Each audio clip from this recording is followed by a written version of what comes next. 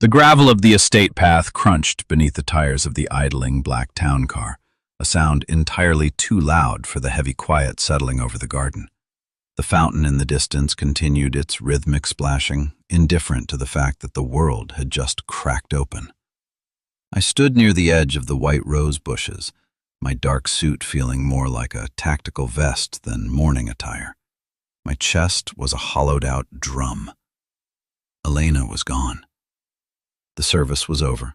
The guests had dispersed into the humid Charleston afternoon, leaving behind a silence that pressed against my eardrums. I was calculating the exact minute the rental car company would charge me for a late return, a reflex of a mind trained to find order in numbers when reality offered none. Then, the geometry of the garden shifted. Madeline stepped into my line of sight. She wore a champagne V-neck dress, the fabric catching the muted afternoon light. It was a defiant choice against a sea of black, a quiet rebellion that Elena would have loved. Her blonde hair fell in soft waves around her shoulders, but her posture was entirely rigid. She stopped directly in front of me. I looked at the dark circles beneath her eyes, the sheer exhaustion she was holding at bay through sheer willpower. Madeline had raised Elena from the time she was 10. She had been the anchor for both of us during the final brutal months of the illness. I waited for her to offer the standard platitude. I braced for the sympathetic tilt of the head. Instead, she reached out. Both of her hands closed over my right hand. Her grip was startlingly firm, her skin cool against mine. I looked down at our joined hands, then up to her face. "Not tonight, Jackson," Madeline whispered, her voice carrying a steady, grounding weight that cut through the fog in my head. "Do not go back to that empty house tonight and try to pack her things. You stay here." It wasn't a request. It was a lifeline thrown to a drowning man. I let out a slow, shaky exhale. The chaotic hum of my overactive brain, the forensic accountant always looking for the missing variable, suddenly went still.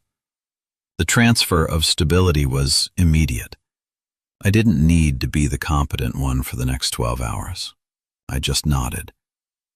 The sanctuary of Madeline's home lasted exactly until Tuesday morning. I was sitting at the kitchen island, tracing the rim of a ceramic coffee mug when the front door chimed. I didn't move, but my posture stiffened. Heavy footsteps echoed in the foyer, followed by Madeline's sharp, clipped tone. "Richard, this is highly inappropriate." I set the mug down. Richard was Elena's estranged biological uncle, a man who viewed relationships purely as leveraged assets. I stepped out of the kitchen and into the hallway. Richard stood on the hardwood floor holding a thick manila folder. He didn't look like a grieving relative. He looked like a debt collector. "It's not inappropriate, Maddie. It's the law," Richard said, tapping the folder against his palm. "The original deed for this property was in my brother's name. Without a finalized transfer before his passing and with Elena gone, this house reverts to the trust. I'm the executor of that trust. I need you out by the end of the month." Madeline stood perfectly straight, but I saw the micro-movement, the slight tremor in her left hand as she gripped the edge of the console table. She was completely cornered. The house was her life's work, the place she had restored board by board. I moved forward, my shoes making no sound on the rug. "Let me see the folder." Richard turned, blinking in surprise. "Jackson, didn't expect you here. This is family business." "I was her husband," I said, keeping my voice low and completely devoid of inflection. "And I'm a forensic auditor. Hand me the folder, Richard." He hesitated, a flicker of uncertainty crossing his face before thrusting it toward me. "It's a standard notice of intent. You can't audit a legal claim, boy." I opened the flap. My eyes scanned the boilerplate text, bypassing the legal intimidation tactics to find the actual leverage. Dates, signatures, notary stamps. My brain, which had felt like sludge for weeks, suddenly clicked into a terrifyingly sharp gear. This was my domain. I didn't feel grief in this space. I felt structure. "This is a preliminary filing," I said, closing the folder and handing it back. "It has no enforcement power without a probate judge's signature, and the statute of limitations on contesting the primary deed transfer requires a physical survey documented within 30 days of the claim. You don't have that." Richard's jaw tightened. "If you set foot on this porch again without a court-appointed bailiff," I continued, my voice dropping a fraction of a decibel, "I will file a countersuit for harassment and freeze the entire trust during discovery.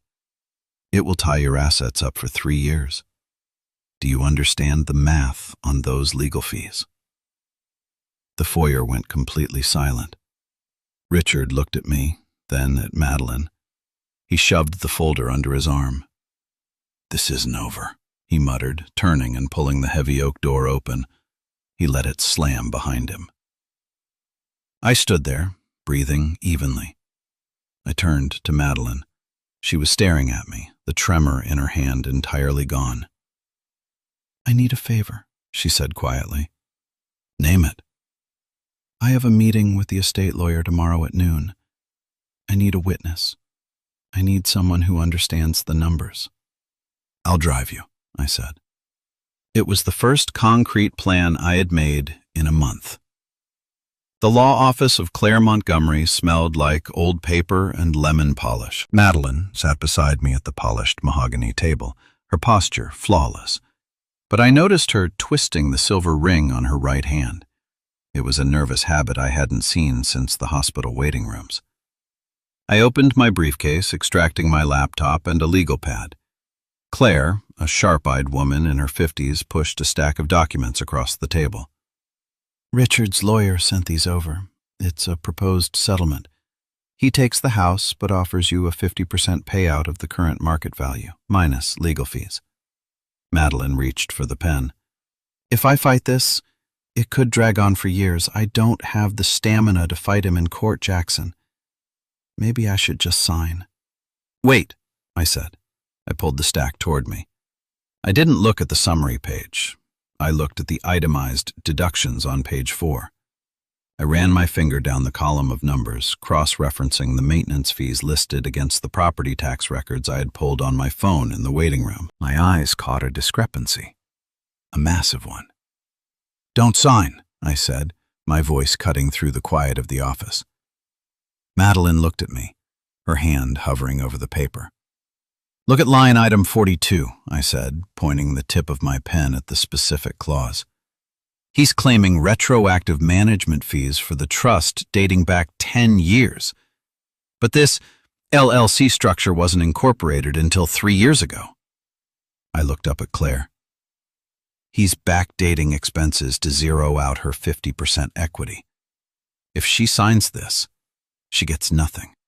In fact, she'd owe him money for the legal transfer." Claire leaned forward, her brow furrowing. She pulled the document toward her, reading the clause. She let out a slow breath. "You're right. It's a liability trap masked as a settlement." Madeline exhaled, a shaky, profound sound. She withdrew her hand from the pen. The relief radiating from her was a physical force in the room. She looked at me, her eyes reflecting a deep, sudden trust. I didn't smile. I just nodded, sliding the papers back into a neat stack. I had handled it. The next few weeks fell into a strange, necessary rhythm. The chaos of Richard's legal threats became a daily siege, and Madeline's dining room table became our war room. The emotional numbness that had paralyzed me began to thaw, replaced by a steady, focused determination. I was the shield. She was the commander. It was late on a Thursday night. Rain battered against the tall windows of the dining room, the sound a steady drumming that blocked out the rest of the world. The house was cold. I sat at one end of the table, my laptop glowing, surrounded by tax records and bank statements. Madeline was at the other end, sorting through boxes of old family files, searching for the original 1998 deed transfer. I watched her for a moment. She was wearing a thick, oversized wool sweater, her glasses perched on the bridge of her nose. She looked exhausted, her resilience stretched paper-thin. I wanted to tell her to stop, to go to sleep, to let me carry the rest of the weight. But I knew the protocol. The more I wanted to close the distance, the more disciplined I became. I kept my hands resting flat on the keyboard. I stood up silently. I walked into the kitchen, filled the kettle, and waited for it to boil. When I returned, I placed a steaming mug of tea precisely next to her right hand, avoiding the stacks of paper. She paused, looking at the mug. "You didn't have to do that." "Drink it," I said calmly, returning to my chair. "You haven't hydrated in 4 hours." She wrapped both hands around the ceramic, letting the warmth seep into her skin. "Do you think we're actually going to find it?" she asked, her voice quiet under the sound of the rain. "The deed? Richard knows my husband was terrible with paperwork. That's why he's pushing this hard." "We'll find a paper trail," I said. "Money always leaves a footprint. I just have to trace the property tax payments from the year the trust supposedly took over." She looked at me across the table. The silence between us stretched, no longer awkward but heavy with an unspoken understanding. We were two people who had lost the center of our universe, currently keeping each other upright by focusing purely on the logistics of survival. "You're very good at this," she noted softly. "I'm a mechanic for numbers," I replied, staring at the spreadsheet. "I fix things that are broken." "Not just numbers," she said. I didn't look up. I couldn't. The gravity pulling me toward her end of the table was immense, an anchor threatening to drop. I forced my focus back to the glowing screen, tightening my jaw. I would not cross the boundary. My job was to protect her, not complicate her grief.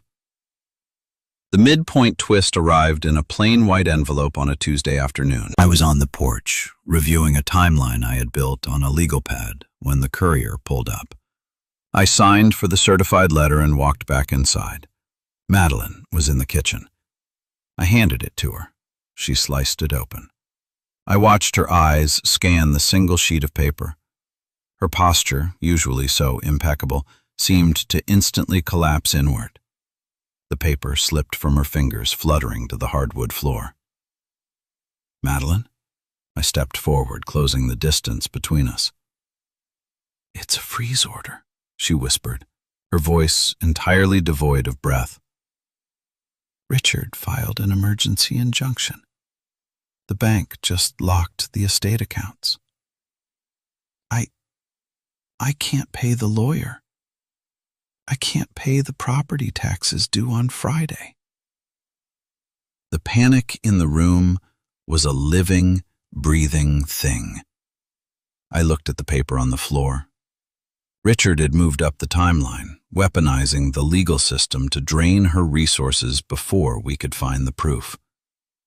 She turned away from me, gripping the edge of the kitchen counter. Her shoulders shook once. I didn't offer a platitude. I didn't tell her it would be okay. I closed the distance. I stood directly behind her, leaving exactly 3 inches of space between us. I didn't touch her. I simply became a wall against her back, blocking out the cold air of the room. "Listen to me," I said, my voice dropping to a low, steady register. "I need you to breathe." She let out a sharp, ragged exhale. "Richard wants you to panic." "Panic leads to surrender," I said, keeping my hands firmly at my sides. "The accounts are frozen, but the data is not. I have backups of every ledger. I will pay Claire's retainer from my own account in the morning." She turned around, her eyes wide, glistening but unshed. "Jackson, no. I can't ask you to do that. It's thousands of dollars." "You didn't ask," I stated plainly. "I'm doing it. We are not losing this house on a clerical ambush. She stared at me. The panic in her chest began to visibly decelerate, her breathing matching the calm, measured rhythm of my own. It was a transfer of stability. The chaotic noise of the threat vanished, replaced by the quiet certainty of the room. She reached out, her fingers lightly gripping the sleeve of my suit jacket. It wasn't a sensual touch. It was the grip of someone holding onto a ledge. "Thank you," she whispered. I nodded once, stepping back to give her space. I walked over to the table, picked up my phone, and began drafting the wire transfer. I took the uncomfortable task and made it mine. The pressure escalated over the next 4 days. Richard began showing up at the edge of the property, parking his SUV on the street just to be visible. It was a psychological game. I started working from the front porch, my laptop balanced on my knees, ensuring he saw me every time he drove by. I was the perimeter. By Friday, the tension was unbearable. We had a scheduled mediation hearing at the courthouse at 3 p.m. If we didn't have the proof by then, the judge would likely uphold the freeze order indefinitely. At 1 p.m., Madeline was sitting on the living room floor, surrounded by the last of the boxes from the attic. Dust motes danced in the shafts of sunlight. She looked defeated. "It's not here," she said, resting her forehead against her knees. "We've gone through every bank box, every file. The deed transfer is gone." I stood by the window, my mind racing through the variables. If he transferred the property out of the trust, there has to be a corresponding tax footprint. A municipality doesn't just change a name without a fee. I looked at the boxes. Then I looked at an old, heavy iron lockbox sitting in the corner, holding old gardening journals and receipts. I walked over to it. "Did you check the garden logs?" I asked. "Those are just landscaping receipts from 20 years ago," she said tiredly. I knelt down, flipping the latch. I pulled out a stack of yellowed receipts. I began reading the vendor names: fertilizer, stone, concrete, and then a receipt from a local law firm stapled to a property survey invoice dated 3 weeks before the trust was supposedly finalized. "Madeline," I said, my voice completely flat. She looked up. I held up the paper. "This is a paid invoice for a property survey required for a deed severance. The trust didn't take the house. Your husband severed the property from the trust entirely, and he paid the legal fee out of the landscaping budget to hide it from Richard." She scrambled to her feet, crossing the room. She took the fragile paper from my hand, her eyes scanning the ink. A sound escaped her throat, a mixture of a sob and a laugh. She had found it, the weapon we needed. The Charleston County Courthouse was a towering structure of limestone and marble. We walked through the heavy wooden doors together. I walked slightly ahead of her, navigating the crowded hallway, using my shoulder to carve a path through the throng of lawyers and clients. Richard was already in the conference room, looking smug, flanked by his attorney. Claire was sitting at the opposite end of the long oak table. We walked in. I didn't sit down. I remained standing behind Madeline's chair. The mediator, an older man with wire-rimmed glasses, cleared his throat. "We are here to review the injunction on the Gardner estate. Mr. Gardner claims the property resides within the family trust." Richard's lawyer slid a thick binder forward. "We have the original trust documents here, Your Honor. The property was never legally severed." The mediator looked at Claire. "Does the defense have a counterfiling?" Claire looked at me. I nodded. Madeline didn't let Claire speak for her. She sat perfectly straight, her hands steady on the table. She opened her own folder. "Actually," Madeline said, her voice ringing clear and authoritative in the silent room, "my husband severed the property 22 years ago. Here is the paid invoice for the severance survey, along with the corresponding check number drawn from our joint account." She slid the single, yellowed piece of paper across the polished oak. Richard's lawyer frowned, picking it up. He looked at it, then looked at Richard. The smugness drained from Richard's face, replaced by a pale, hard realization. "Furthermore," I said, stepping forward so my voice carried the full weight of the room, "I've audited the trust ledgers for the past 10 years. Richard has been claiming tax deductions on a property the trust did not own. That's federal tax fraud. If you do not withdraw this injunction today, I will forward my complete forensic findings to the IRS by close of business." The room went dead silent. The mediator adjusted his glasses, looking at Richard's attorney. "Withdraw the claim," Richard's attorney said instantly, closing his binder. Richard opened his mouth to argue, but the lawyer shot him a look that promised professional destruction. Richard stood up, his chair scraping violently against the floor. He didn't look at us. He simply walked out of the room. The mediator stamped the file. "Injunction dismissed." The aftermath was a quiet, profound relief. We stood in the courthouse parking lot, the late afternoon sun casting long, golden shadows across the asphalt. The threat was gone. The estate was safe. The war was over. Madeline stood beside my car, holding the folder tightly to her chest. The adrenaline was fading, leaving behind the reality of what came next. The crisis had tethered us together. Without it, the space between us felt sudden and vast. "I suppose this means you'll be going back to your own house now?" she said, her voice careful, stripped of its usual command. I looked at her. I thought about the empty house waiting for me. I thought about the silence. And then I looked at the woman standing in front of me, the woman who had fought a legal war with grace, who had made me remember how to function, how to care. I reached out. I didn't take the folder. I took her hand. I felt the sudden stillness in her, the slight hitch in her breath. I didn't pull her into a desperate embrace. I just held her hand, my thumb resting steadily against her knuckles. The grounding wire was connected. "I'm not going back," I said, my voice completely steady, a vow sealed in the open air. "I'm staying, if you want me to." She looked down at our joined hands, then up into my eyes.